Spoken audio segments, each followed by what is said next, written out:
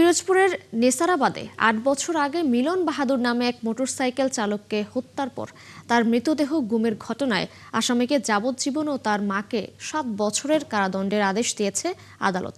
বৃহস্পতিবার পিরোজপুর দায়রা জজ আদালতের বিচারক মুজিবুর রহমান এই আদেশ দেন।